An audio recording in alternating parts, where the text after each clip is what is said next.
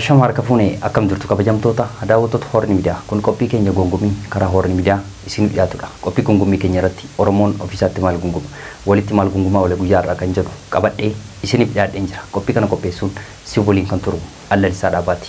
Isinis daawwattoon Horni Miidiyaa hanga xumura qophii kootti na waliin turaan afirraa kooti. Egaa qophii gongomii kootiin karaa Horni Miidiyaa isin dhiyaatu kana keessatti taatee biyyi keenya keessatti qaamota mootummaatiin keessumaa uummata irratti xiyyeeffatame dhiibbaa raawwatamu qabadheen bakka tokkotti karaa qophii gongomiitiin Horni Miidiyaa irratti isiniif dhiyeessa. Maarree miidiyaa kana like, subscribe gochuu hin dagatinaa. Yaadaaf qeeqa qabdan komentii jalatti barreessuu ni dandeessu. Egaa qabxii tokkoffaa yookaan gongomii tokkoffaa gaa keessumaa gidduu kana gaa sababii qaala'insa jireenyaatiin gaa ogeeyyiin fayyaa bakkeewwan garaagaraatti Oromiyaa keessa akkasumas immoo naannoo Amaaraa fi kana keessatti hiriirri guddaan gaggeeffamaa akka turee fi kana keessatti gaa guyyaa har'aa immoo gaa keessumaa qondaalli siyaasaa kan ta'e Jawaar Mohaammed sooshaal miidiyaa garaagaraa irratti fi Taayyee Dandahaa dabalatee maaltu yookaan yaada qeeqni isaan ogeeyyiin fayyaa irratti har'a guyyaa har'aa dubbatamaa ture maal akka ta'ee fi akkasumas immoo naannoo Amaaraa dabalatee Oromiyaa keessatti immoo bakkeewwan wal waraansi jiru kana keessatti taateen guyyaa har'aa karaa waraana adda bilisummaa Oromoo dabalatee karaa faannoo fi akkasumas immoo Tigraay keessatti taateen guyyaa har'aa ta'e qabadhee isiniif dhiyaadheen jira. Hanga xumura qophii kootti immoo na waliin tura. Egaa qabxii tokkoffaa yookaan gongomii tokkoffaa gaa keessumaa gaa gidduu kana yookaan torban kana guutuu gaa ogeeyyiin fayyaa bakkeewwan garaagaraatti sababii qaala'insa jireenyaa yookaan miindaa isaanii dabalamuu fi dhiisurraa kan ka'e gaa hiriira bakkeewwan garaagaraatti dhaadannoo gaggeessaa turuun ni yaadatama jechuudha. Kana keessatti gaa gama mootummaatiin dhiibbaan guddaan geeffamaa akka jiruu fi akkasumas immoo guyyoota torba keessatti illee hojii dhaabuuf akka jiran gaa dhaadannoo isaanii keessatti gaa ogeeyyiin fayyaa kun ibsaa turaniiru jechuudha. Hiriirri kun gaa torbanii asitti jalqabatoon taane yeroo dheeraaf gaaffiin isaanii gaafatan deebii dhabuurraa kan ka'e guyyoota torba mootummaaf kennaniiti turuun isaanii ni yaadatama jechuudha ogeeyyiin fayyaa. Kanaaf rakkoo guddaan keessumaa yeroo torban kana keessatti bakkeewwan garaagaraatti hiriirri bahamaa turuun ni yaadatama jechuudha. Warreen hiriiraan baanillee yeroo ammaa hiriira bahaa akka jiraniif akkasumas immoo dhaadannoo isaanii dhageessisaa akka jiran argamaati jira ogeeyyiin fayyaa jechuudha. Kanaaf naannoo Amaaraa fi naannoo Oromiyaa keessatti bakkeewwan garaagaraatti hiriirri kun haalaan jabaateeti jira jechuudha. Kanaaf hiriirri kun keessumaa xiyyeeffannoo isaanii hojii isaan hojjetan fi miindaan mootummaan isaaniif kaffalu wal simata kan taane reega hiriira isaanii kana keessatti dubbatanii jiru yookaan dhaadannoo isaanii kana keessatti jechuudha. Kanaaf bakkeewwan garaagaraatti keessumaa Ethiopia keessatti miindaan barsiisaa fi hojjetaa fayyaaf kaffalamu hojjettoota warra kaanirraa gadaanaa akka ta'e beekamaadha. Kanaaf ogeeyyiin fayyaas kanarratti xiyyeeffataniif akkasumas immoo ogummaa isaan hojjetanii fi hojii isaan hojjetan miindaa isaanii wajjin waan waliin madaalleef hiriira guddaa akkasumas immoo gaaffii gaafachaa turuun yaadatama mootummaa jechuudha. Garuu gaaffii isaan mootummaa biratti xiyyeeffataa turan hanga ammaatti fudhatama argatee miindaan isaanii hin dabalamneef jechuudha. Kanaaf keessumaa Itoophiyaan biyyoota Afrikaa keessaa amma tokko miindaa isaanii yookaan immoo kan warra kaanirraa adda haa ta'u iyyuu malee keessumaa amma tokko biyyoota Afrikaa warra kaanirraa xiqqoo amma tokko fooyya'insa qabdi jedhamus amma wanti amma raawwatamaa jiru sababii dooktorootaaf akkasumas barsiisota dabalatee gadaantummaan Itoophiyaa mul'achaa akka jiru argamaati jira jechuudha. Kanaaf keessumaa ogeeyyiin fayyaa rakkina guddaa akka argaa turan gaaffii mootummaa gaafatanis fudhatama hin arganne jechuudha. Isarrayyuu darbee bakkeewwan garaagaraatti doorsinni garaagaraa barsiisota irratti raawwatamaa akka jiru argamaati jira jechuudha.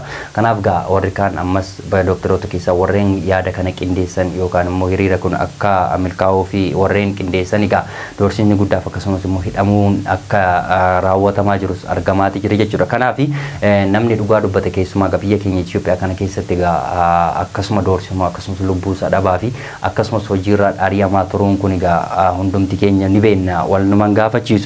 Kanaaf gidduu kanas wanti torbeen kana keessa gaaffii doktoroonni kaasan darara guddaa argaa akka jiraniif akkasumas immoo rakkina guddaaf hojiirraa sadarkaa ari'amuuf akkasumas hanga hidhamuutti gahaati jiru jechuudha. Kanaaf gama gaaffii dhugaa gaafachuun keessumaa biyya keenya keessatti hidhaaf akkasumas hojiirraa ari'amuun kun daran hammaachaa dhufeera jechuudha.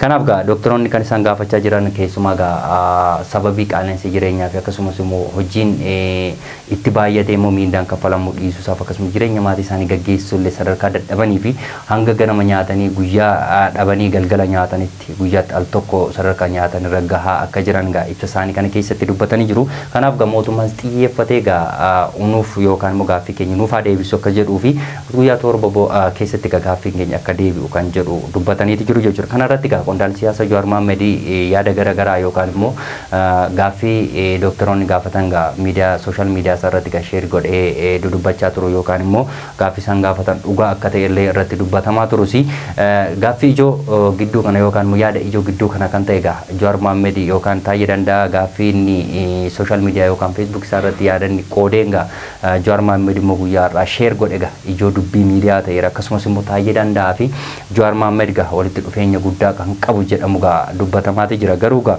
yeroo Jawaar Mohammed yookaan xiinxalaan siyaasaa gaa Itoophiyaa keessatti hidhaarra ture gaa Jawaar Mohammed yookaan immoo obbo Taayyee Danda'aa gaa nyaata obsuu akka hin dandeenye illee jedhee yeroon arrabsaa ture. Akkasumas immoo guyyaa 40 soomuu miti guyyaa lamayyuu nyaata obsuu hin dandeessan kan jedhu gaa arraba guddaa dubbachaa turuun ni yaadatama qondaalli paartii bilchiginaa duraanii jechuudha.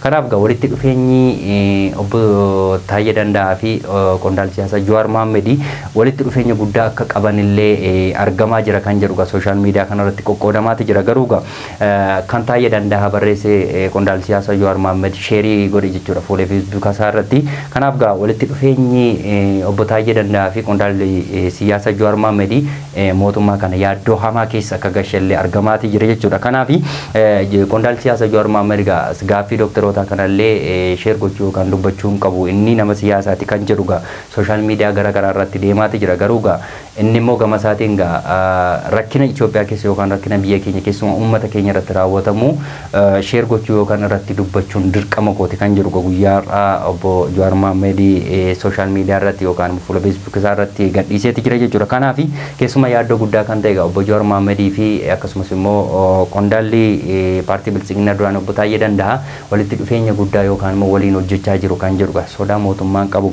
gadi bahaati jira jechuudha guyyaarra. Kanaaf gaaffii barsiisota akkasumas immoo yaani doktoroota Itoophiyaa keessatti raawwatamaa jiru mootummaa kanaaf yaaddoo guddaa geessiseeti jira jechuudha. Kanaaf akkuma diinni lama yookaan immoo sababii siyaasaatiin qondaalli siyaasaa Jawaar Mohammed fi paartiin bilchiginaa duraanii qondaala kan ta'e obbo Taayyee Danda'aa wal dhabdee guddaa keessa akka turee fi erga Jawaar immoo kitaaba isaa hin gaabbu eebbisiisee doolaara 1,000 obbo Taayyee Danda'aa bitee turuun ni yaadatama jechuudha. Ergasii walitti dhufeenyi isaanii daran waan dabale fakkaata. Hundumaafuu akkuma obbo Taayyee Danda'aa fi qondaalli siyaasaa Jawaar Mohammed sooshaal miidiyaa kanarratti yookaan immoo feesbuuk isaanii sheerii waliif godhanii Abiy Ahmed fi akkasumas immoo jaalmarroon waliif sheerii gochuu isaanii waan hafu hin fakkaatu jedhamaa jira. Kanaaf guutummaa biyya keenyaaf nagaa hawwina. Qabxii gosattaanitti yeroon darbu keessumaa lolli waraana adda bilisummaa Oromoo fi raayyaa ittisa biyyaa bakkeewwan garaagaraatti keessumaa Oromiyaa keessatti daran hammaachaa akka dhufee fi uummata immoo nagaa immoo gaagaa akka jiru argamaati jira jechuudha. Kanaaf gidduu kana keessumaa bakkeewwan garaagaraatti lolli hamaan gaggeeffameen keessumaa lubbuu walii baasu akkasumas uummata nagaa akkasumas qabeenya mancaasuuf akkasumas mana gubuun kuni daran hammaateeti jira jechuudha Oromiyaa keessatti. Kanaaf rakkoo guddaan ammas gama waraana adda bilisummaa Oromoo fi gama raayyaa ittisa biyyaatiin Oromiyaa keessatti raawwatamaa jiru daran hammaatee keessumaa uummata Oromoo beelatti geessaa akka jiruuf akkasumas muqee gadhiisaa akka jiru hundumti keenyu ragaadha yookaan ni beekna jechuudha. Kanaaf daran hammaachaa akka dhufe fi keessumaa namoonni nagaan sababii waraana adda bilisummaa Oromoo deeggartodhanii bakkeewwan garaagaraatti hidhamaa akka jiran akkasumas immoo lubbuun isaanii darbaa jiraachuun kun waggoota 5 asitti daran hammaachaa jira jechuudha. Ammas wal waraansi bakkeewwan garaagaraatti bakka jirutti ammas uummanni nagaan gaaga'amuuf akkasumas immoo lubbuun isaa darbaa jiraachuun kun waan dhaabbate miti jechuudha. Kanaaf gama naannoo Amaaraatti yeroo darbu waraanni faannoo achi keessa yookaan fixaalee faannoo uummata Amaaraaf qabsaa kan jedhuuf raayyaan ittisa biyyaas bakkeewwan garaagaraatti keessumaa Shawaa dabalatee naannoo Amaaraa bakkeewwan godinaalee garaagaraa keessatti lolli hamaan gaggeeffamaa akka jiruu fi keessumaa qondaaltota faannoo dabalatee bakkeewwan garaagaraatti lubbuun darbaa akka jiruuf gama raayyaa ittisa biyyaatiinis daran lubbuun akka darbaa jiruu fi raayyaan ittisa biyyaas bakkeewwan garaagaraatti lubbuu isaanii dhabaa akka jiru argamaati jira jechuudha. Kanaaf gama raayyaa ittisa biyyaatiin faannoo barbadeesseera kan jedhu kunis dhugaarraa fagaatu iyyuu malee amma tokko sirriirra fooyya'insa akka qabuu fi wal dhabdeen isaanii mudaraan akka maateef lolli illee bakkeewwan garaagaraa taasifamaa akka jiru raayyaan ittisa biyyaa dubbachaati jira jechuudha. Gama Tigraayitti yeroo isinii darbu immoo Tigraay keessatti ibsa guyyaa har'aa bahameerraa kan kaasee keessumaa gaa obbo Geetaachoo Raddaa erga aangoo irraa bu'anii Jeneraal Taaddasee Warradee erga gara Tigraay imalanii immoo gaa ammas mootummaa yookaan immoo mootummaa yeroo ta'ee gara Tigraay kan imalu gaa uummata isaaf yookaan tokkummaan uummata Tigraay kun daran akkam cimaa akka ta'e argamaati jira jechuudha. Kanaaf gaa dhiibbaan kanaan dura kanaan dura obbo Geetaachoo Raddaa irratti raawwatamaa ture.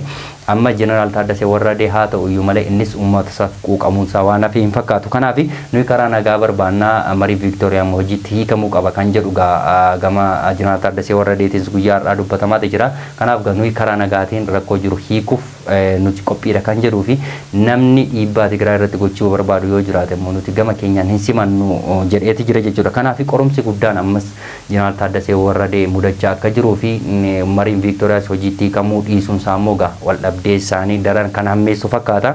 Kanaaf lafti Tigraay saamameef akkasumas uummanni Tigraay keessarra buqqeetti hin deebine kan jedhu guyyaa har'aas ibsa isaanii keessatti dubbatanii jiru Jeneraal Taaddasee Warradee jechuudha. Kanaaf gama abuun taates qorumsi guddaan isaan eeggachaa akka danda'uu fi akkasumas uummanni Tigraay rakkoo hamaa keessa akka jiru dubbatanii jiru. Garuu furmaan isaa maal akka ta'ee fi garuu tokkummaan uummata Tigraay immoo daran jabaata akka ta'e argamaati jira jechuudha. Kanaaf dhumarratti keessumaa guyyaa har'aa finxaalayyiin faannoo yookaan finxaalayyiin Amaaraa godina Wallagga Bahaa Aanaa Kiiramuu keessatti lubbuu namoota hedduu akka galaafatee fi lolli guddaan achitti gaggeeffamaa akka jiru argamaati jira jechuudha. Kanaaf sababii bakkeewwan garaagaraatti lolli hammaachaa jiruuf keessumaa Wallagga Bahaa bakkeewwan garaagaraa giddaa ayyaanaa dabalatee lolli hamaan gaggeeffamaa turuun ni yaadatama torban darbee ammas guyyaa har'aa ganamarraa kaasee lolli gaggeeffamee akka jiruu fi uummanni hedduun illee qeef qabeenya isaarraa akka buqqa'ee argamaati jira. Kanaaf bakkeewwan garaagaraatti dararaan uummata Oromoo irra ga'u kun ammas waan dhaabbate miti. Garuu gama mootummaatiin furmaanni argame ammaatti uummanni Oromoo qeessaaf qabeenya isaarra jiraachuu akka hin dandeenye argamaati jira jechuudha. Hundumaafuu godina Wallagga Bahaa Aanaa Kiiramuu keessatti guyyaa har'aa finxaalayyiin Amaaraa uummata buqqisaniiti jiru jechuudha. Qabxii koo yookaan gongommii koo bakka tokkotti qabee yeroon isinii dubbadhee xumurga torban kana keessa keessumaa hiriirri dookteroota yookaan immoo ogeeyyiin fayyaa bakkeewwan garaagaraatti bahanii sababii qaala'insa jireenyaatti keessumaa sodaa guddaa mootummaa keessa gashee akka jiru argamaati jira.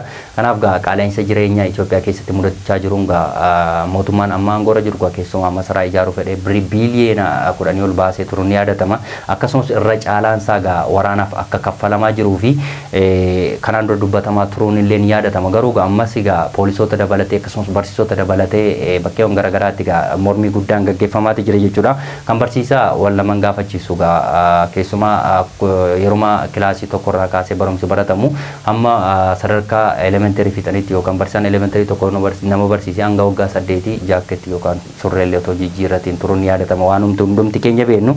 Kanaaf gama barsiisaaf gama dookteraatiin qaala'insi Itoophiyaa keessatti mudachaa jiruu fi keessumaa immoo irra caalaa miindaan kaffalamaa jiru waraanaaf akka ta'e hundumti keenya ni beenna. Kanaaf masaraan Itoophiyaa keessatti mootummaaf ijaarratu yookaan ofiif ijaarratu kuni dookteroota dabalatee barsiisotaaf akkasumas immoo waajjiraalee garaagaraaf rakkinni guddaan akka jiru beekamaadha. Isaaniif kaffalamuu dhiisuun isaas ogeessota fayyaa fi akkasumas waajjiraalee garaagaraaf gaaffii guddaa kaasuun isaa waan hafe miti. Bakkeewwan garaagaraatti naannoo Oromiyaa fi Amaara dabalatee Tigraay keessatti wal dhabdeen jiru ammas akka itti fufetti jira jechuudha. Kanaaf rakkoo guddaan bakkeewwan garaagaraatti keessumaa kan Itoophiyaa kun yeroo hunda rakkoo akka ta'e hundumti keenya ni beenna. Godina Wallagga Bahaa Aanaa Kiiramuutti guyyaa har'aa finxaalayyiin Amaaraa uummata kumaan lakkaa'amu qeessaaf qabeenya isaarraa buqqiseeti jira. Kanaaf uummata Oromoo haa birmannu dhaamsa kooti. Egaa kabajamtoota daawwattoota Horni Miidiyaa qophiin gungummii koo guyyaa har'aa kan hangammaatti daawwattoota ture. Qophii kana qopheessuun si waliin kan ture immoo Allalisaa Dhaabaati. Qophii gungummii biraan hanga walitti deebitu immoo qophii Horni Miidiyaa waliin immoo turtii gaarii qabaadha.